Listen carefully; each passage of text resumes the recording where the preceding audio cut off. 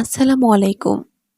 আশা করছি আমার ভিডিওটি যারা দেখছেন আপনারা সবাই ভালো আছেন। আজকে আমি আপনাদের সাথে ডিমের একটি সুস্বাদু রেসিপি শেয়ার করব। আর আশা করছি বরাবরের মতো আমার আজকের রেসিপিটিও আপনাদের কাছে ভালো লাগবে। এই রেসিপিটি তৈরি করার জন্য প্রথমে আমি নিয়েছি ২ কাপ তরল দুধ। এটা আমি আগে থেকেই ঘন করে রেখেছিলাম। এবার আমি এই তরল দুধগুলোকে খুব ভালো করে জাল দিয়ে নিব।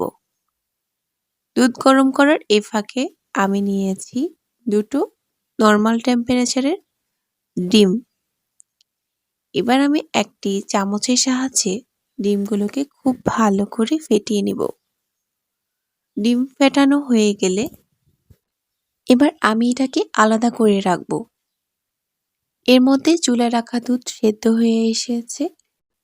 আমি এটাকে কাঠি দিয়ে অনবরত নাড়তে আছি, কারণ এটা যাতে পাতিলের নিচে লেগে না যায়। এরপর আমি এখানে যোগ করব ২ টেবিল চামচ চিনি। চিনিটা আপনাদের পছন্দ মতো রাখবেন। যারা মিষ্টি পছন্দ করেন তারা চিনিটা অবশ্যই বাড়িয়ে দিবেন। লিকুইড দুধটা আরও ঘন হয়ে এসেছে। এবার আমি এখানে যোগ করব একটু আগে ফেটিয়ে আলাদা করে রাখা ডিম।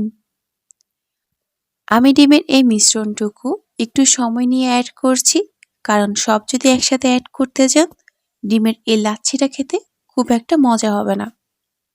ডিমের এই মিশ্রণটুকু অ্যাড করা হয়ে গেলে চুলায় ২ মিনিট নাড়তে থাকলে দেখতে পাবেন মিশ্রণটা এমন হয়ে এসেছে।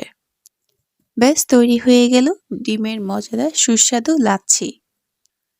ডিমের এই রেসিপিটি তৈরি করতে আমার মোট সময় লেগেছে ৫ মিনিট। আপনারাও চাইলে কিন্তু ঝটপট এই রেসিপিটি বাসায় তৈরি করে ফেলতে পারেন। পরিবেশনের আগে আমি এই লাচ্ছিটাতে যোগ করেছিলাম সামান্য পরিমাণ কিশমিশ আর যোগ করেছিলাম কাঠবাদাম কুচি। আপনারা চাইলে আপনাদের পছন্দ মতো পেস্তা বাদাম দিয়েও এই রেসিপিটি পরিবেশন করতে পারেন। আশা করছি আমার এই রেসিপিটি আপনারা সবাই বাসায় একবার হলেও ট্রাই করবেন। আজ এ পর্যন্তই, এখানেই বিদায় নিচ্ছি। দেখা হবে আরও একটি নতুন এবং সহজ রেসিপি নিয়ে। ততক্ষণ পর্যন্ত ভালো থাকবেন, সুস্থ থাকবেন আর আমার চ্যানেলটি সাবস্ক্রাইব করে পাশে থাকবেন।